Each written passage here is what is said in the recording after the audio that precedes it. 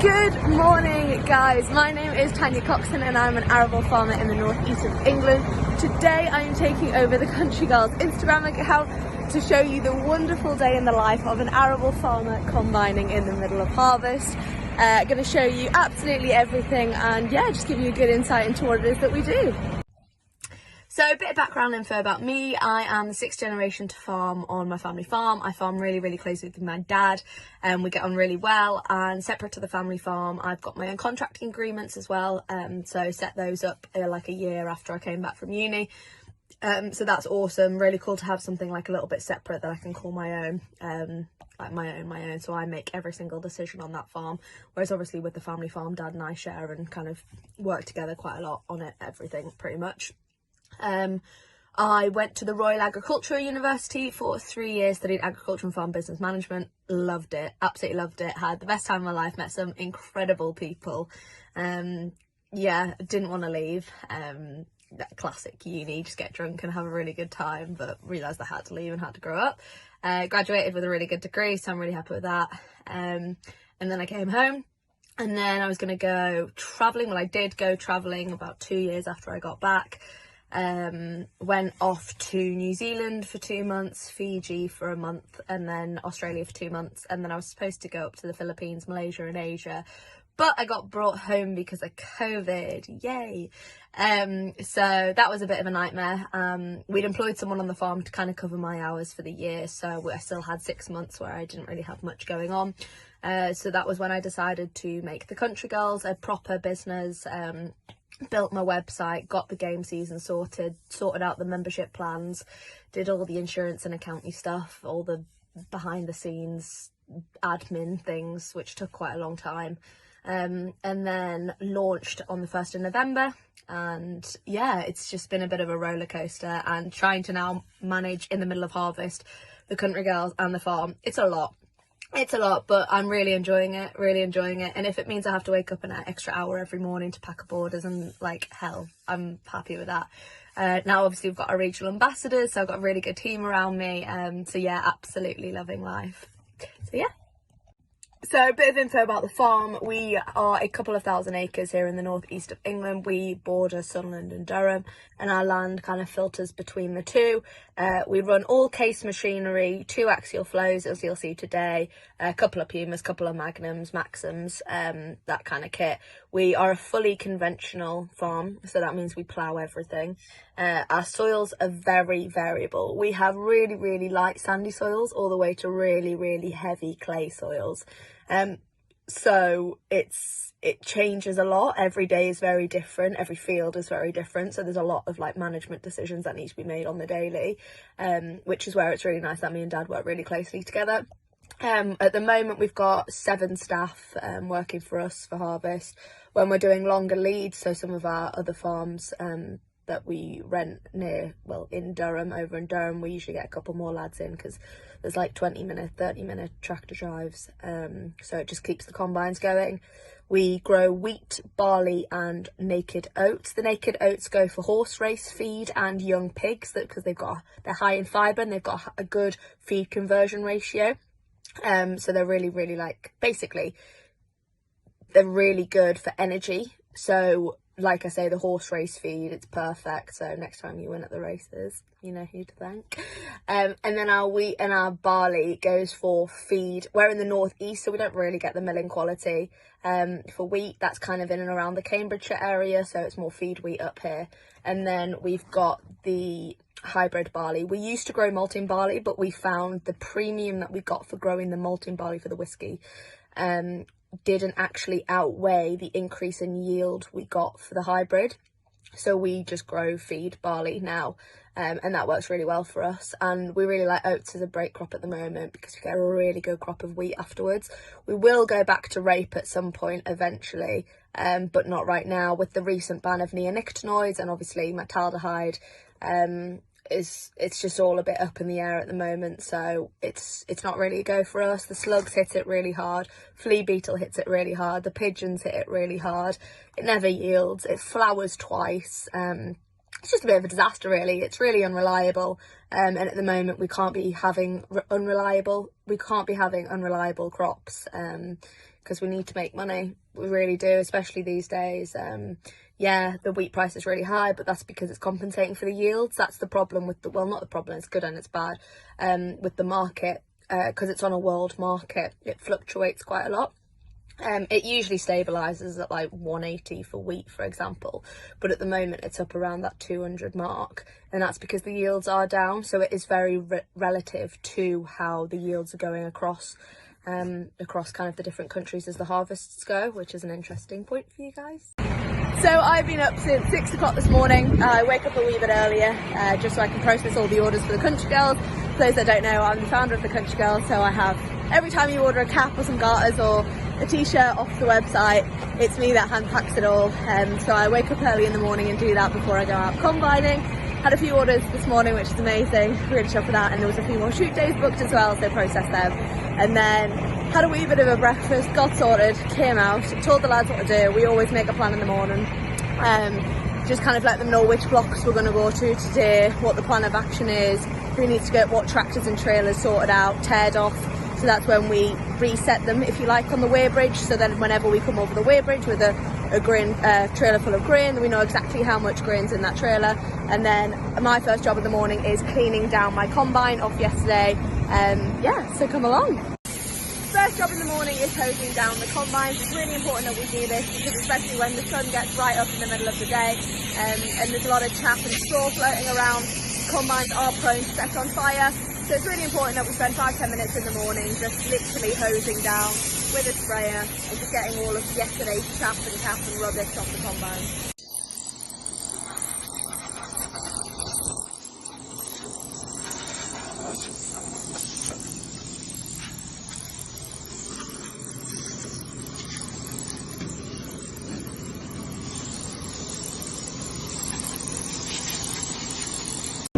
Next job is to fill up with diesel, clean out the engine filter, there's a cab filter, and then fill up with AdBlue. And then we're 40 minutes in now and we're nearly ready to go.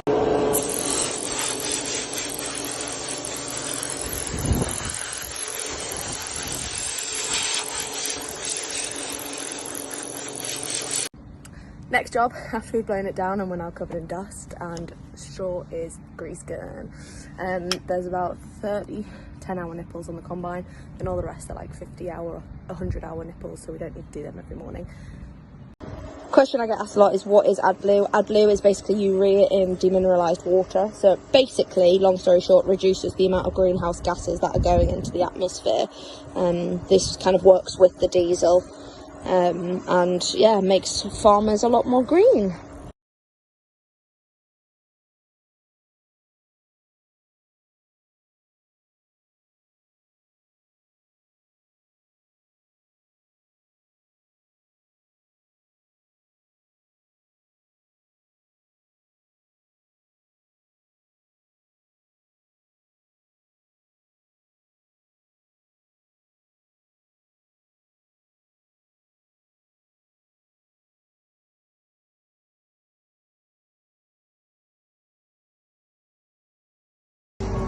So then the next job is to put the header on the combine.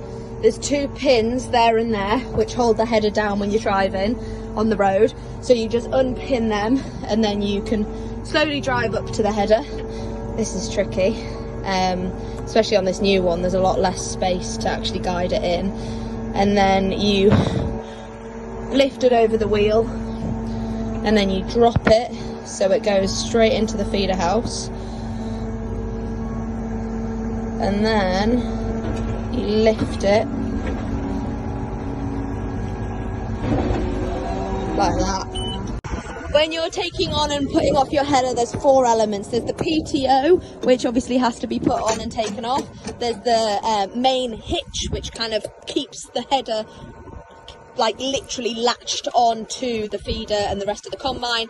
There's the electrics, and then there's the hydraulics. So it's literally these 4 elements. You take out the electrics.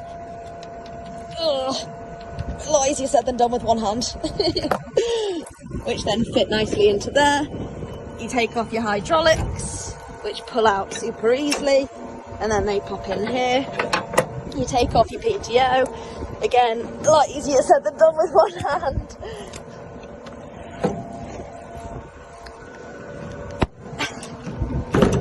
and then you literally unlatch like that, and then your combine and your header can be separated. So let's talk about the combine. This is the header. This is what's known as the cutter bar, and this is the knife section, and these are called fingers. What happens is when I turn the combine on, we'll turn the header on, and these knives go really quickly side to side, and they chop the straw as they come in, and then with the momentum of the combine and the reel, the straw and the crops fall onto the cutter bar, and then the reel, the job of the reel, this lifts up and lightly skims the top of the crop, so it feeds the crop towards the cutter bar, and then the auger comes in and it pushes all of the crop into the middle, and then it all goes through the feeder house and up into the middle of the combine. Once it comes through the header and through the feeder house, it goes into the rotor. The rotor is a big, basically round thing that's surrounded by a concave. You can change the width of the concave to how close you want it to the rotor, which basically determines how hard it gets threshed.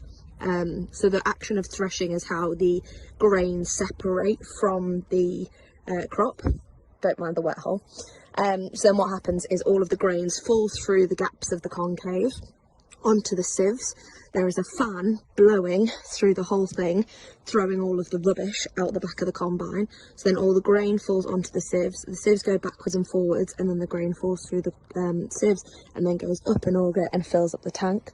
Then all the rubbish that we don't want goes out the back of the combine. So everything that doesn't fall through the concaves, i.e. the long straw, goes out the back of the rotor, over the chopper. So there's big knives inside the combine called the chopper, which go around really, really quickly, chop up all of the straw, and then throw it out the back of the combine in and around the spinners. The spinners are going around really quickly and throw it across the width of the combine.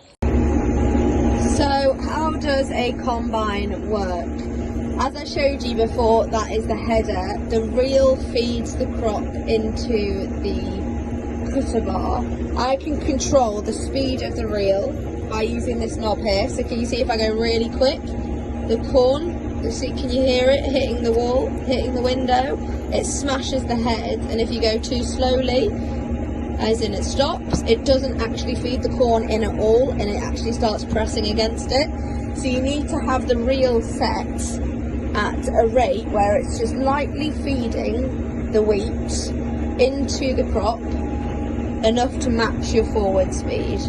So for me, I'd say probably about there matches my forward speed, so it's about spot on. Then the height of the reel, you can go all the way up, but yet again that isn't pushing the wheat into the header. You can go all the way down, which again just hits the heads off the tops of the wheats and actually makes it more difficult to combine. So you want it just slightly ahead, slightly above the wheat heads, so that the tines are just gently feeding it into the header nice and accurately. Your forward speed is done on this joystick here, so you literally go forwards, put it back into the middle, I'm stopped, go backwards, I reverse. It's as simple as that. And then we have the main cutter bar. So I can pull out and pull up by clicking those two buttons there, and then if I want to go back to neutral position, which is where the position I've set it at, I hit that button there and it goes back to my level that I want it at. I can edit the height of the bar at any point by using this button here. So the minus is put it down towards the floor a bit more, and then the up is putting it up a little bit. So down, up, and then this controls the reel. So the reason I change this quite a lot. There is auto leveling, but I actually prefer doing it by eye. I think when it's not bad topography, but different topography like this where we've got a hill, it gets quite confused. So it's nice to be able to dictate the length of the straw that you're chopping. So I fiddle with this quite a lot. And also when you're on a hill, you can tilt it left and right, which is these side buttons here. So as you're driving forwards, I'm constantly fiddling with the reel based on if the height of the crop changes, and constantly kind of playing with the cutter bar based on the ground. So if I'm going up a hill, like now for example, the header's going in before, so you've got to raise it up a wee bit, and then when you're going down you usually lift it up a wee bit just so it's all relative. So that's kind of the every minute checks and kind of changes that you do when driving a combine. I thought I'd just quickly jump out the combine and show you guys this. So can you see the difference between the crop here and the crop here? Okay, what is the difference between those 3 steps? Pigeons. Okay, can you see how these have been completely stripped? There's nothing on these. And can you see how there's growth coming through of where the pigeons have knocked them on, and they've landed on it and they've snapped it all? You can even see a pigeon feather there. That's pigeon damage. So what should be a really good crop has just been absolutely annihilated by pigeons. And that is why, as arable farmers, pest control is such a big part of what we do, because this just goes to show how much of a difference it can have on your profit margins. You can see the pigeon feathers all over it. It's colossal, and just literally 2 steps, the difference it makes. It's mad. But yeah, that's why we do as much pest control as we do on the farm. So my grain tank is now 3/4 full, which means my flashy light has come on, which indicates to the tractor and trailer drivers that I am 3/4 full and that I'm ready to unload. So what will happen now is I will put my spout out by hitting this button here, and then as you can see my spout is slowly starting to come out. This tells the trailer drivers that I am very much ready and I need their help. And as you can see, the trailer driver is rushing to me to help unload. So I dictate the height of the reel and the cutter bar. When I'm driving forwards, I'm constantly playing with these buttons here. This one puts my cutter bar closer to the floor. So okay, the stubble's getting a little bit long there because I'm on a hill. So what I'll do is I'll hit this button once and it'll drop my cutter bar. If I hit that button, it'll angle it on the right. And then if I hit that button again, it'll drop it. Equally, this button raises it. So I'm constantly playing with this to make sure that I'm constantly cutting at the right level. It's the same with the reel. I'm constantly adjusting these for the different heights of the crop. Usually crops are fairly consistent, so you don't really have to change the height of the reel very often, but on headlands they can be a bit wavy, so it's good to have that control. Yeah, so I am now going to unload into the trailer. He's pulled alongside me. What he'll do is he will then dictate my speed, and he will drive at the speed of the combine. He'll get it so that the spout is directly in the middle of the trailer, and then when I'm over the trailer, so pretty much now, what I can do is I can hit this button here, which starts the flow of the grain into the trailer. Usually the trailer drivers put a little bit in the front first. He already has a load of wheat in, so it doesn't matter too much, to gain a bit of traction, and then they'll start filling up from the back of the trailer. It's the best way because it means you can see exactly where you're putting it all, because if it has a big lump at the front you can't necessarily see what's happening at the back. And yeah, it's as easy as that. They will then drive alongside me the whole time. My tank will slowly empty. Slowly is actually quite quick. So as you can see there, he's filling up at the back. Very neatly in the middle. And then yeah, it's pretty cool. And then he'll just slow down a wee bit and it'll go down the middle of the trailer all the way to the front. Oh, mine's on a bit of a wobble. And then my trailer is unloading. My tank is unloading, sorry. And then as you can see, it's pretty much empty now. So then what I'll do is, when you can see it starts to slow down coming out the trailer, the spout, God, I'm tired, sorry. Then I hit that button again and it stops the flow of the grain. give the tractor driver a thumbs up, you get one back, and then if I press that button there, it then puts my spout in. It's really important that you put your spout in each time, because when you turn around on the end of these trees you can catch it. So every time we're done with the spout, we put it away. You can see it's going into the combine. And that is how you unload a trailer.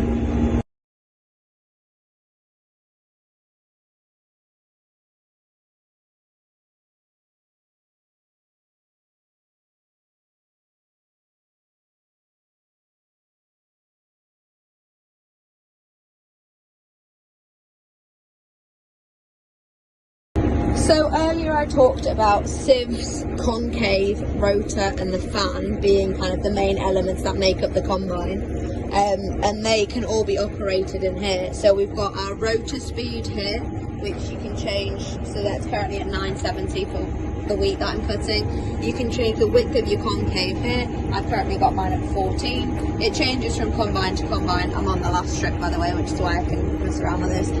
Then you've got your upper sieve, your lower sieve and your fan speed. I'll physically get out the combine when I'm done, and I'll show you the sieves, but what that is you can open and shut the sieves and change the width of the sieve based on the crop that you're cutting. So for example, oilseed rape is a tiny seed, so you need your sieves a lot narrower, because you want less shit going in and you want as many seeds as you can, but you don't want all of the muck going in. So you need to make it quite tight so only the seeds can get in, whereas wheat, it's a wee bit bigger seed, so you want your sieves open a wee bit more so that the grains can still fall through, but none of the rubbish can and none of the short straw can. So it's really important that you get your sieves to the right width, because if they're too small, the grains will go over the back of the combine and just spread out across the field, and if they're too big, then your sample will be full of rubbish.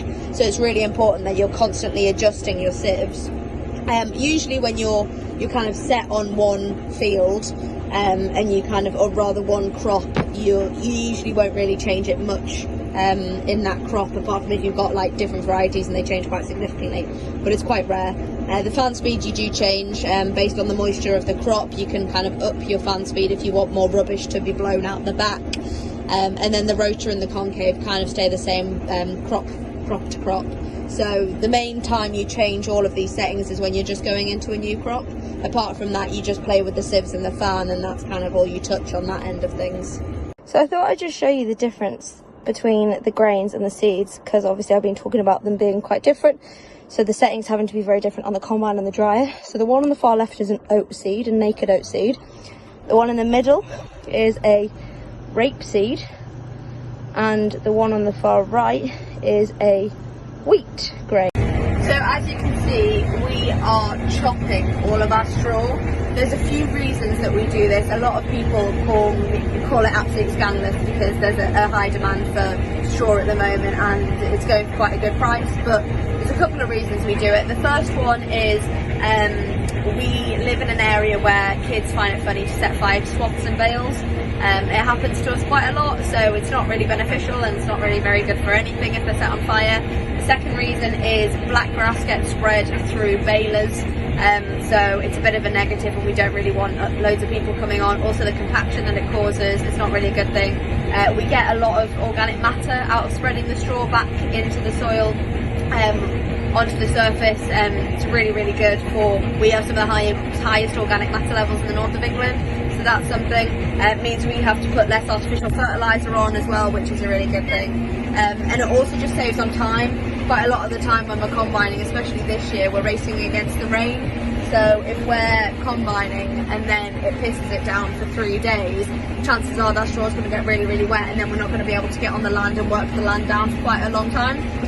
So it's just kind of ease of operations as well. So that's just a few of the reasons. We do a bit of straw on particular farms that we rent. Some of them are livery yards, so they take all of the straw for themselves.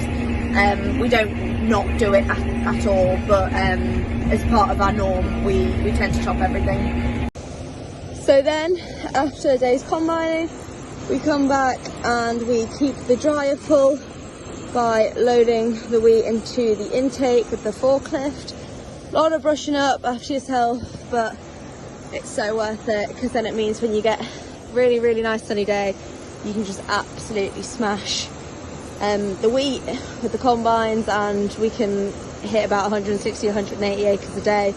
So we need to work during the night to allow us to be eligible for that. So thank you so much for tuning in today, guys. I really hope you've loved it. I love putting out content like this. I do it a lot on my Instagram account, Country Girl and Labradors. So if you've got any more questions about today, or you're intrigued about something you saw, or you've got some questions, come on over and ask me. Always more than happy to have conversations about anything to do with farming. Love farming chat. But yeah, I hope you all have a lovely day.